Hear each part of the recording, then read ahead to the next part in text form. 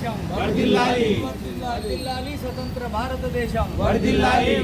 వర్ధిల్లాలి భారత రాజ్యాంగం వర్ధిల్లాలి. వర్ధిల్లాలి.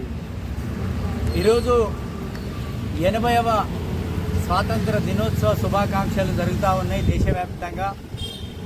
ఎందరో స్వతంత్ర సమర యోధుల బలిదానాల ఫలితం మనం ఈరోజు స్వేచ్ఛ స్వాతంత్రంగా జీవించే పరిస్థితి ఉంది.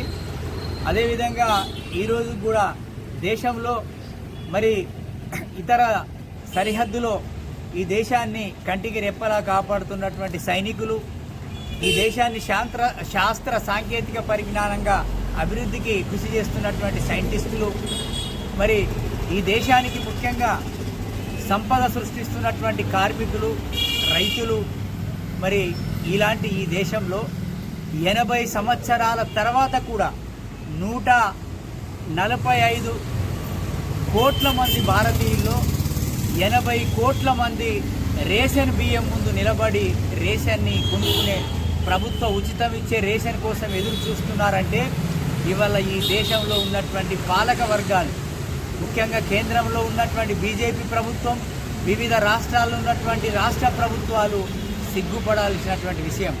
ఇవాళ మాట్లాడితే నాయకులు అభివృద్ధి అని చెప్తారు. ఇవాళ ఈరోజు ఢిల్లీ ఎర్రకోట నుంచి మాట్లాడారు ప్రధానమంత్రి గారు, ఇక్కడ రాష్ట్రం నుంచి కూడా హైదరాబాద్ నుంచి మాట్లాడారు ముఖ్యమంత్రి గారు, ఇంకా అన్ని రాష్ట్రాల నుంచి మాట్లాడారు ముఖ్యమంత్రి గారు.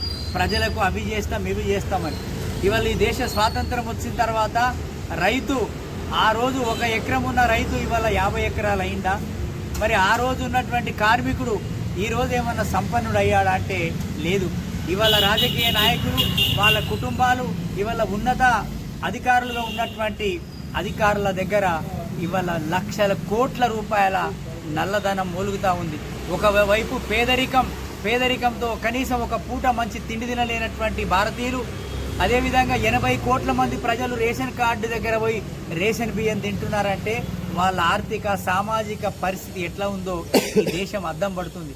కాబట్టి ఈ రోజుకైనా ఇవాళ ఈ దేశంలో ఉన్నటువంటి ఈ దేశం కోసము చిరునవ్వుతో ఉరికంబం ఎక్కినటువంటి భగత్ సింగ్, రాజ్గురు, సుఖదేవులు, ఇవాళ ఈ దేశం కోసము ఒక ఆర్మీని తయారు చేసి పోరాటం చేసినటువంటి సుభాష్ చంద్రబోసు ఈ మొత్తం దేశ పరిస్థితిని ఒక రాజ్యాంగంగా, ఈ దేశాన్ని ఒక శక్తివంతమైన రాజ్యాంగ ఇవాళ ఈ దేశంలో సమత మమత రాజ్యాంగంగా సామాజిక న్యాయం, సమగ్ర అభివృద్ధి, ఈ దేశమంతా ప్రజలందరూ అన్ని రకాల అభివృద్ధి చెందాలని చెప్పేసి విద్య, వైద్యం, రాజకీయ రంగంలో అభివృద్ధి చెందాలని చెప్పేసి రాజ్యాంగాన్ని రూపొందించారు డాక్టర్ బాబాసాహెబ్ అంబేద్కర్. కానీ ఈ రాజ్యాంగాన్ని అనేక విధాలుగా సంస్కరిస్తూ దాన్ని సవరిస్తూ వాళ్ళ ఆధిపత్య వర్గాలు ఈ దేశాన్ని పరిపాలిస్తూ ప్రజలకి ఈరోజు కూడా కనీస అవసరాలు తీర్చలేనటువంటి పరిస్థితి ఉంది.